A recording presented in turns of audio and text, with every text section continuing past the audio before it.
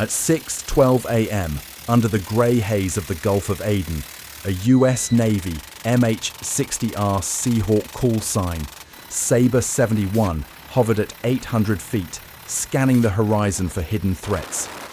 Below, the Liberian-flagged oil tanker Endeavour Spirit pushed steadily through the rippling waters of the internationally recommended transit corridor, closely escorted by the guided missile destroyer USS Mason.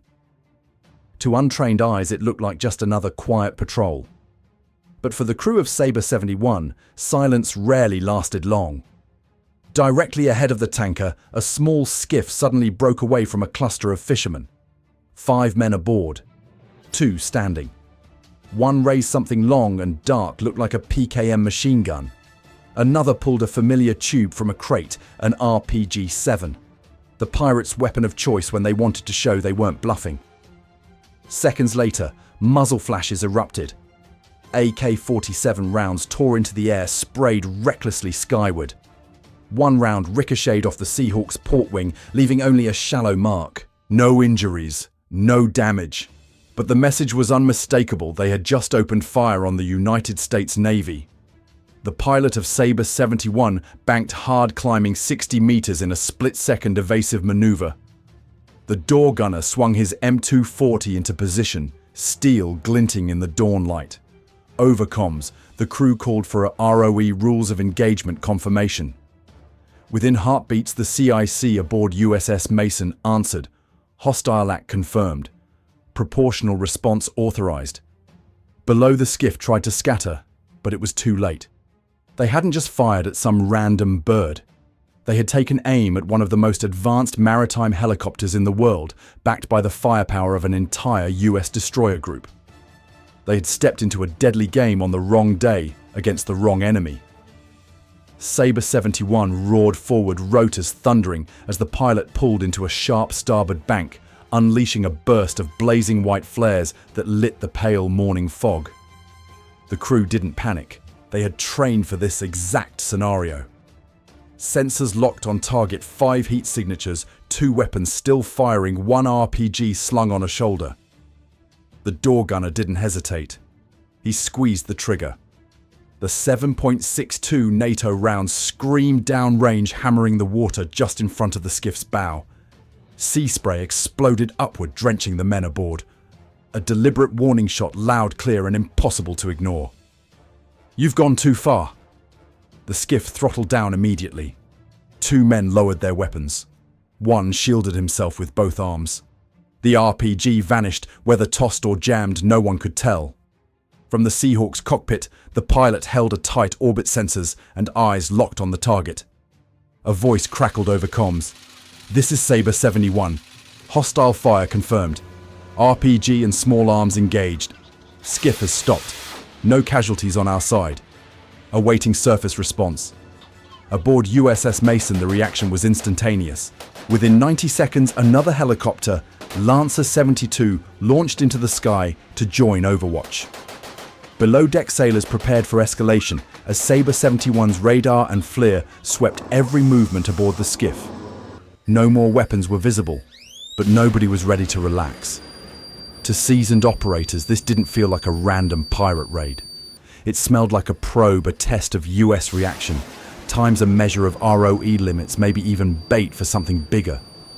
From the water's surface, the MH-60R might have looked like nothing more than a grey bird circling overhead.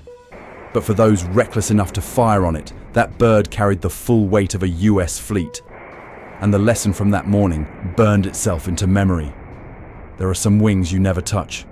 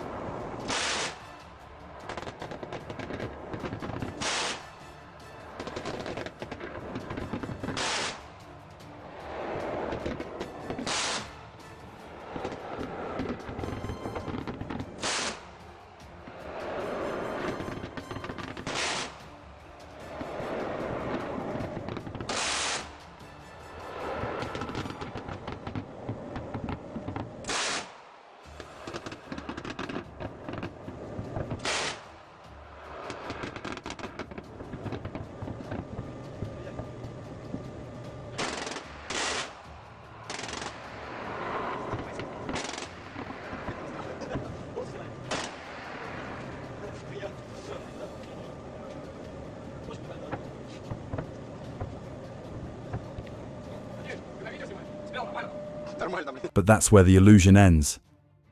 What the pirates never realized, what they never even saw coming, was what that helicopter actually carried. Sabre 71 wasn't just a grey machine with spinning rotors.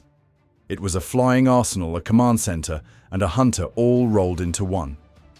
On both sides of the fuselage sat the M240 machine guns, 7.62 mm gas-operated, belt-fed monsters capable of spitting out 650 rounds per minute. That's more than 10 bullets per second arcing across the sea with terrifying precision. The gunner didn't just shoot, he carved warning lines into the ocean within meters of a moving target. And that was just the small stuff.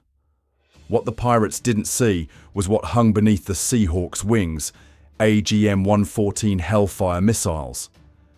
Laser-guided tank-busting weapons designed to erase radar sites, hardened bunkers, or if necessary a speedboat that didn't know when to stop. A Seahawk could carry four silent warnings that today's restraint could turn into tomorrow's firestorm. And the eyes of this machine, the FLIR system, forward-looking infrared. It didn't see color. It saw heat.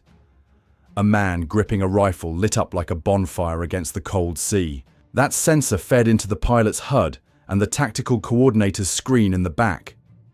What the pilot couldn't see, the backseater tracked. And below the helicopter, the radar dome wasn't for decoration. It was an AESA radar multi-mode capable of picking up sea-skimming missiles, a racing skiff, even a drifting oil drum 20 nautical miles away.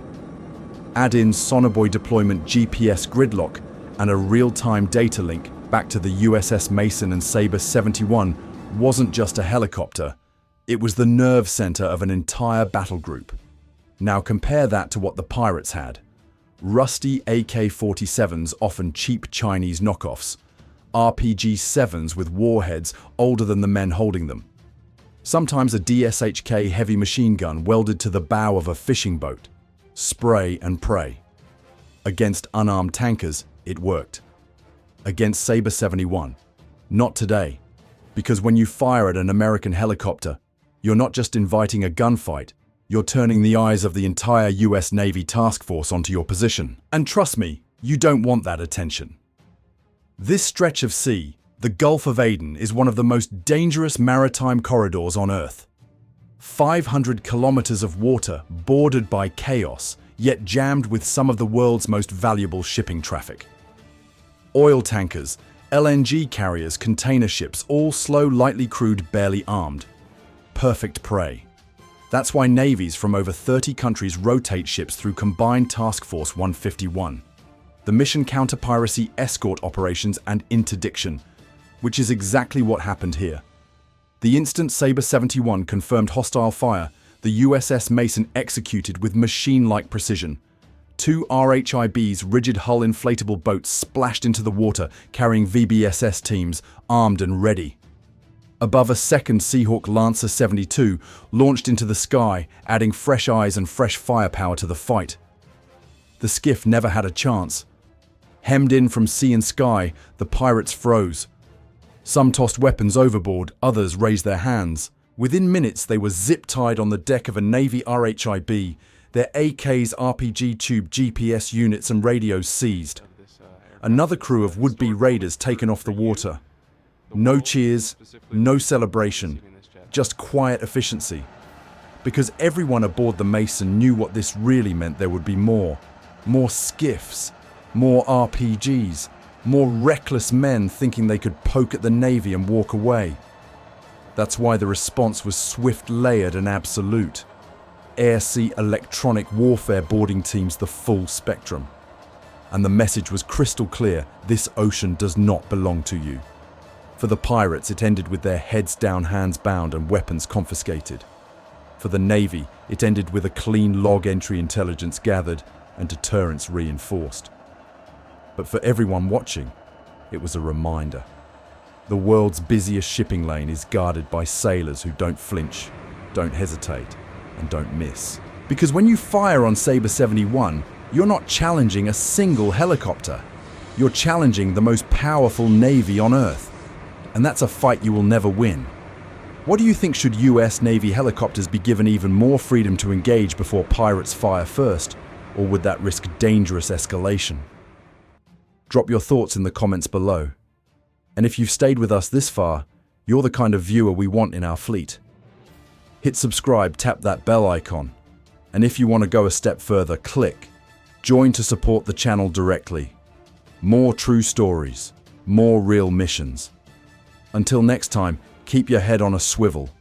And remember, if you ever see a Seahawk hovering above wave, don't shoot.